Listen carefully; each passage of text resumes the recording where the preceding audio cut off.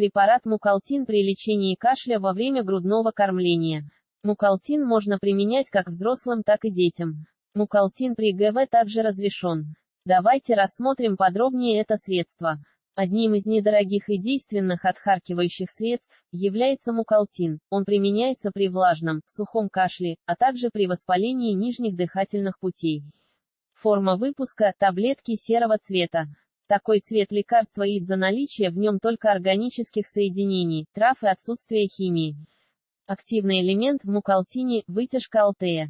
Полезные свойства препарата. Благодаря своему составу, препарат Мукалтин выводит мокроту при влажном кашле, при выраженном сухом, стимулирует выделение жидкой слизи, за счет чего организм освобождает легкие, давая возможность им правильно функционировать. Подробнее о кашле во время кормления грудью, читайте в статье «Чем лечить кашель при грудном вскармливании».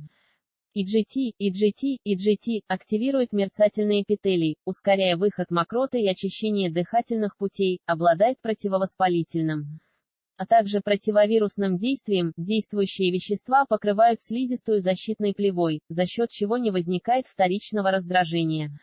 Важно! При грудном вскармливании нужно быть максимально осторожной в выборе лекарства как для малыша, так и для себя.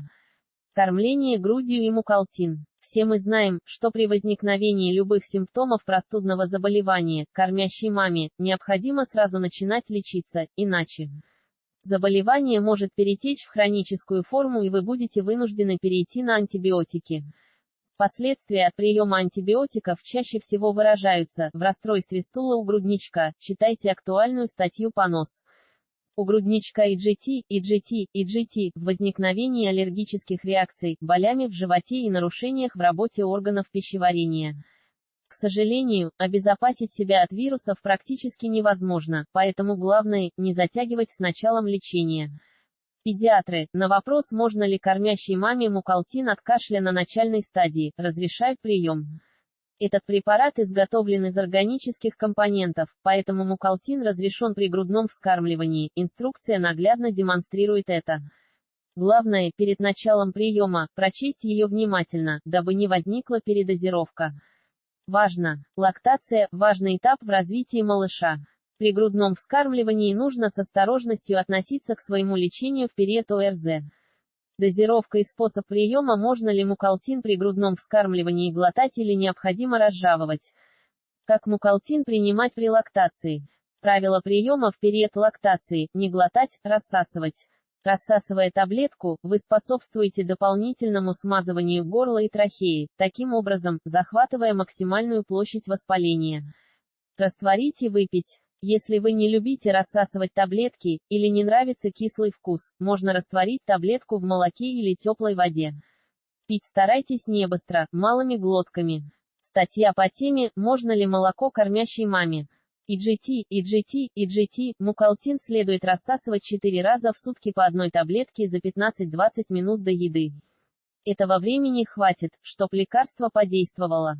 Так как таблетка кислая на вкус, после ее приема нужно поесть, иначе выделенный желудочный сок может способствовать появлению проблем с кишечно-желудочным трактом. Не пейте Мукалтин более 5 дней. Наш организм довольно быстро адаптируется к лекарству, поэтому более 5 дней приема не даст желаемых результатов. В случае нерешения проблемы с кашлем, следует обратиться к терапевту для продолжения лечения другими средствами. Показания и противопоказания. Если вы кормите грудью, вам необходимо прочесть противопоказания, перечисленные в инструкции. Мукалтин противопоказан при бронхите обструктивном, воспалениях в легких, трахеит, очаговом воспалении бронхов, в том числе астма бронхиальная, наличии туберкулеза, язвах и воспаленных гастритах, сахарный диабет. Также, при грудном вскармливании нужно обратить внимание на ощущения после приема Мукалтина. Были нечастые случаи, когда кормящие мамы испытывали неприятное жжение, тошноту и тяжесть в районе живота. Если у вас проявились данные симптомы, значит, этот препарат не совсем подошел вашему организму и у вас возникли побочные эффекты. Такое могло быть из-за непереносимости некоторых составляющих, либо при повышенной кислотности. Аналоги Мукалтина или чем его заменить при лактации. При необходимости быстрого избавления от мокроты при кашле, можно использовать мукалтин и грудной эликсир от кашля.